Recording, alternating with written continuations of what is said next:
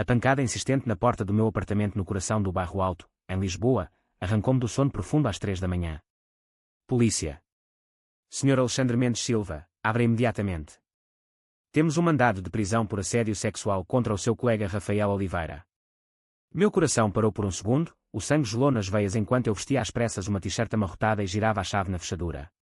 2 agentes entraram com expressões sérias, um deles mostrando o documento oficial, o outro já olhando em volta como se procurasse provas no meio dos meus livros de arquitetura e das plantas espalhadas pela mesa da sala.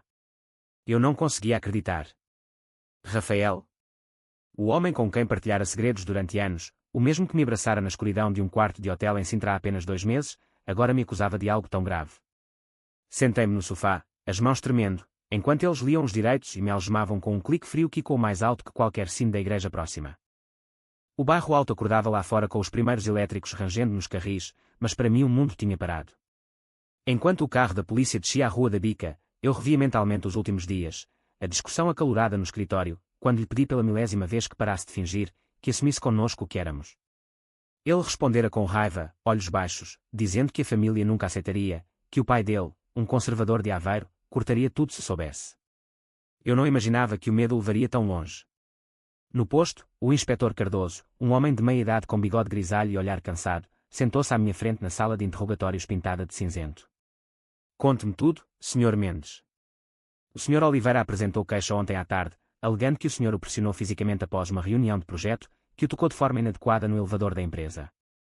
Eu neguei com a voz firme, mas por dentro sentia o pânico subir como uma maré na praia da Costa da Caparica. Como explicar que o assédio era na verdade o eco de um amor que durava desde a faculdade em Coimbra, quando partilhávamos um quarto de residência e descobríamos juntos o que significava desejar outro homem num país que ainda sussurrava preconceitos nos corredores das famílias tradicionais. A investigação começava ali, e eu sabia que cada palavra minha seria dissecada. Horas depois, liberado sob caução graças ao meu advogado, voltei para casa atordoado. O telefone não parava de tocar, colegas chocados, a irmã Maria ligando de Coimbra preocupada, os pais em Lisboa já ouvindo rumores. Filho, o que se passa?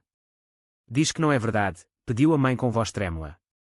Eu não conseguia contar-lhes a verdade toda, não ainda. O dia arrastou-se entre telefonemas e olhares curiosos dos vizinhos. À noite, sozinho no terraço com vista para as luzes da cidade, chorei pela primeira vez em anos. Onde estava o Rafael agora? Escondido atrás da mulher e do filho pequeno, protegendo a fachada perfeita enquanto destruía a minha.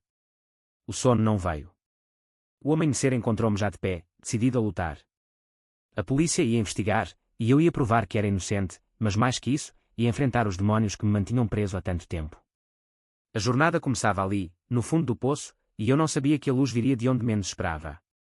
O segundo dia foi um turbilhão de reuniões no escritório de arquitetura em Santos, onde as paredes de vidro refletiam o Tejo como um espelho traiçoeiro. Os colegas evitavam o meu olhar, sussurrando nos corredores com cafés na mão. O chefe, o Sr. Gomes, chamou-me ao gabinete e fechou a porta com cuidado. Alexandre, a empresa apoia-te até prova em contrário, mas este escândalo precisamos de cautela. Eu assenti, engolindo o nó na garganta, sabendo que a minha promoção a sócio, sonhada há anos, agora pendia por um fio. No intervalo do almoço, escapei para o café da esquina, onde o aroma de pastéis de nata misturava-se ao cheiro de tabaco dos clientes habituais. Foi ali que recebi a mensagem de Rafael: precisamos de falar. Não conta nada à polícia. O coração acelerou. Encontrei-o à noite num banco discreto junto ao elevador de Santa Justa, as luzes da baixa piscando abaixo de nós como estrelas caídas. Ele estava pálido, as mãos no bolso do casaco caro. Foi o meu pai, Alex. Ele descobriu umas mensagens antigas no meu telemóvel antigo. Ameaçou contar tudo à minha mulher se eu não fizesse algo. Eu entrei em pânico. As palavras saíram como veneno. Eu olhei para ele, o homem que amara em segredo durante uma década, e senti uma raiva misturada com pena. Tu mentiste à polícia por causa dele. Por causa do medo de seres gay. Ele baixou os olhos, confirmando sem dizer. A conversa durou horas, cheia de lágrimas e silêncios pesados. Voltei para casa destruído, mas com uma centelha de esperança. A investigação poderia revelar as mentiras. No dia seguinte, o inspetor Cardoso chamou-me novamente. Mostrou-me impressões de e-mails falsificados, números de telefone manipulados. Alguém plantou provas, Sr. Mendes.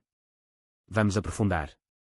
Eu contei parte da verdade, omitindo os detalhes íntimos, mas suficiente para ele perceber que havia mais. Em casa, a irmã Maria chegou de surpresa de comboio, abraçando-me forte na estação do Rossio. Eu sempre soube, mano. Desde a faculdade. Conta-me tudo. Aquela noite foi a primeira em que falei abertamente sobre o meu amor por homens, sobre o medo de decepcionar os pais, sobre como o Rafael fora o meu porto seguro e agora a minha tempestade.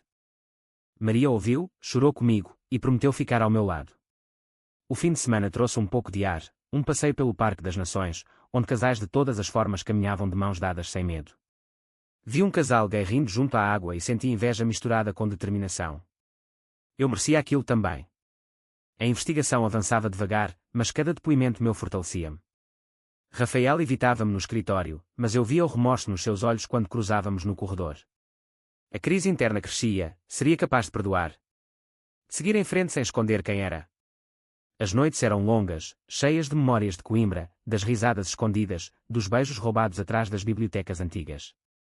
O crescimento começava ali, na dor, na escolha de não me calar mais. A terceira semana trouxe o primeiro grande confronto. O pai de Rafael, o Sr. Oliveira, um homem alto de cabelos brancos e expressão dura como granito de Aveiro, apareceu no escritório acompanhado do advogado. Reunimos-nos numa sala de reuniões com vista para o rio, o ar pesado de tensão. O meu filho é casado, tem família. O Sr. Mendes arruinou a reputação dele com mentiras, acusou ele, voz baixa mas cortante. Eu mantive-me calmo, embora o peito doesse. Sr. Oliveira, o seu filho e eu partilhamos um passado. Ele escolheu esconder. Eu escolhi lutar pela verdade. O inspetor Cardoso, presente como testemunha, tomou nota de cada palavra. Mais tarde, sozinho, Rafael ligou-me em pânico. O meu pai sabe tudo agora. Ele forjou as provas, Alex. Os e-mails, as testemunhas pagas. Eu não tive coragem de o impedir. A confissão veio como um soco. Traição familiar, medo social, o peso da tradição portuguesa ainda forte em certas casas. Eu caminhei pela Avenida da Liberdade até ao Marquês de Pombal, o vento frio batendo no rosto, pensando na minha própria família. Os pais ligavam todos os dias, confusos, magoados. Filho, se há algo que não nos contaste, eu adiava, mas Maria insistia, é hora, Alex. Eles amam-te. Numa tarde chuvosa, reuni-os em casa, o cheiro de bacalhau no forno enchendo o ar como nos jantares de infância. Contei tudo, desde a descoberta na adolescência até ao amor por Rafael, até ao medo que me mantivera fechado. A mãe chorou, o pai ficou em silêncio longo, depois abraçou-me. Não é fácil, mas és nosso filho. O alívio foi imenso, mas a dor da traição de Rafael ainda queimava. A investigação ganhou velocidade, peritos informáticos rastrearam os e-mails falsos até ao computador do Sr. Oliveira. Testemunhas retrataram-se, confessando terem sido pressionadas. Eu comecei a frequentar um grupo de apoio para homens gays em Lisboa, onde ouvia histórias semelhantes, onde encontrava força nas partilhas silenciosas em cafés escondidos. Um homem chamado Pedro, professor de história com sorriso calmo e olhos castanhos quentes, aproximou-se. Conversas leves tornaram-se longas caminhadas pelo chiado, partilhando sonhos e medos sem pressa. Pela primeira vez em anos, senti que podia amar sem esconder. O clímax aproximava-se, a audiência preliminar marcava para breve. Rafael, pressionado pela polícia, admitiu finalmente a cumplicidade. O pai dele seria interrogado. Eu olhava para o espelho todas as manhãs e via um homem diferente, mais forte, mais livre. A cidade de Lisboa, com os seus elétricos amarelos e azulejos coloridos, parecia sorrir para mim agora. O crescimento era lento, mas real, nascido da dor e da escolha de enfrentar. A audiência preliminar no Tribunal de Lisboa foi o ponto de viragem. A sala estava cheia de murmúrios, o juiz de toga negra impondo silêncio. Rafael sentou-se do outro lado, evitando o meu olhar, o pai ao lado dele com o rosto rígido. O promotor apresentou as provas, registros de IP, mensagens apagadas recuperadas, depoimentos de colegas que viram o Sr. Oliveira pressionando o filho. Quando o inspetor Cardoso testemunhou, descrevendo como a acusação era uma cortina de fumo para esconder uma relação proibida aos olhos da família, o ar ficou elétrico. Rafael quebrou. Entre lágrimas, confessou tudo, o medo de perder o casamento, a carreira, a aprovação do pai. Eu amei o Alexandre. Ainda amo, mas não tive coragem. O tribunal ficou em silêncio absoluto. O juiz adiou a decisão, mas a verdade já estava exposta. Lá fora, no pátio do tribunal sob o sol de outono, Rafael aproximou-se. Perdoa-me, Alex. Eu destruí-nos por medo. Eu olhei para ele, o homem que fora meu tudo, e senti compaixão misturada com libertação. Perdoo-te, mas não volto atrás. Mereço ser feliz sem esconder. Aquele momento fechou um capítulo. Os dias seguintes foram de reestruturação. No escritório, o chefe ofereceu uma promoção, pedindo desculpas pelo silêncio inicial. Colegas aproximaram-se, alguns confessando lutas semelhantes. Em casa, os pais visitaram, trazendo bolo de arroz e abraços desajeitados mas sinceros. Maria organizou um jantar familiar onde, pela primeira vez, falei abertamente sobre Pedro. Ele é bom para ti? Perguntou o pai, e eu sorri. Os passeios com Pedro tornaram-se o refúgio, cafés em Alfama ouvindo fado ao longe, conversas profundas sobre identidade e futuro. Eu comecei terapia, confrontando o trauma da clandestinidade, aprendendo a valorizar-me. A sociedade portuguesa mudava, com casamentos iguais legais há anos, mas o coração das famílias ainda guardava resistências. Eu via isso nos olhares dos tios em Aveiro, mas também via o apoio crescente. A investigação concluiu, o Sr. Oliveira enfrentaria acusações de denúncia caluniosa. Rafael, como testemunha cooperante, escapou apenas graves. Eu senti paz, não vingança.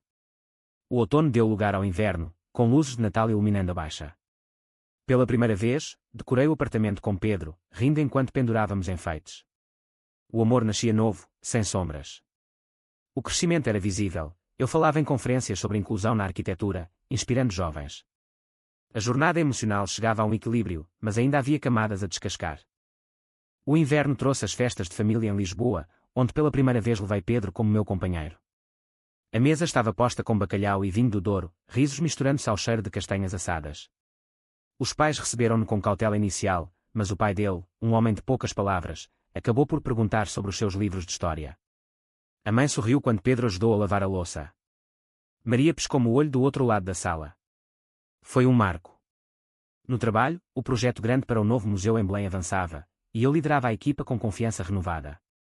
Rafael pediu transferência para o Porto, um recomeço discreto. Encontrámo-nos uma última vez no café da Praça do Comércio, o vento do Tejo trazendo memórias. Desejo-te o melhor, Alex. Tu mereces a luz que eu não consegui dar. Apertei-lhe a mão e senti o ciclo fechar. A primavera chegou cedo, com flores de amendoeira explodindo nos jardins. Pedro e eu viajámos para Sintra, caminhando pelos palácios onde outrora nos escondíamos. Desta vez, de mãos dadas abertamente. O medo desaparecera. A polícia encerrou formalmente o caso. O Sr. Oliveira foi condenado a multa e serviço comunitário, uma lição dura sobre preconceito. Eu testemunhei no julgamento, não com raiva, mas com firmeza. A verdade liberta-nos a todos. Os média locais cobriram o caso como exemplo de resiliência LGBT em Portugal, e eu recebi mensagens de apoio de todo o país. Internamente, a transformação era profunda. Eu já não me definia pela aprovação alheia. Nas sessões de terapia, compreendi que o crescimento viera da dor, cada lágrima, cada noite insone, construir a versão mais autêntica de mim. Pedro era o companheiro ideal, paciente, divertido, compartilhando o amor por Lisboa e pelos seus segredos. Juntos, planeávamos um futuro, talvez uma casa maior no Lumiar, viagens ao Algarve. A família integrava-se aos poucos, os pais convidando-nos para almoços dominicais. O conflito social ainda existia, mas eu aprendera a navegar nele com cabeça erguida.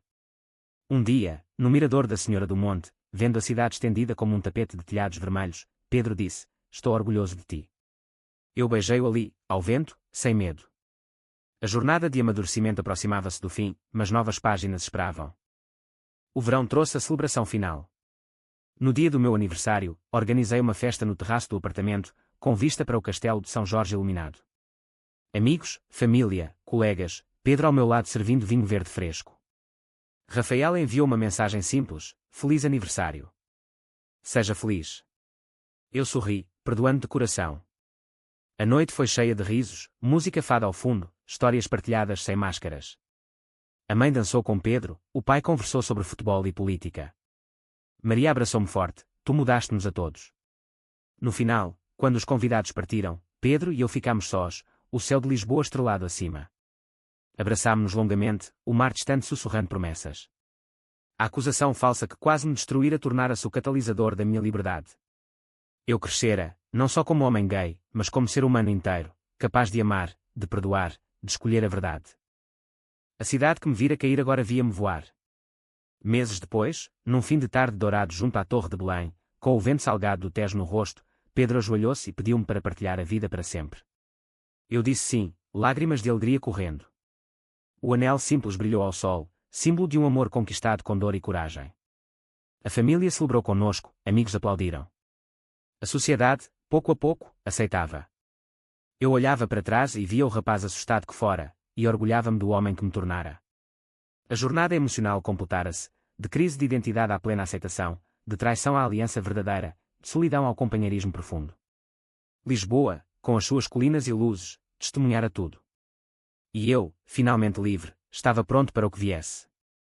É possível que o medo de ser quem somos destrua relacionamentos, mas a coragem de revelar a verdade sempre reconstrói vidas mais fortes. Verdadeiro ou falso?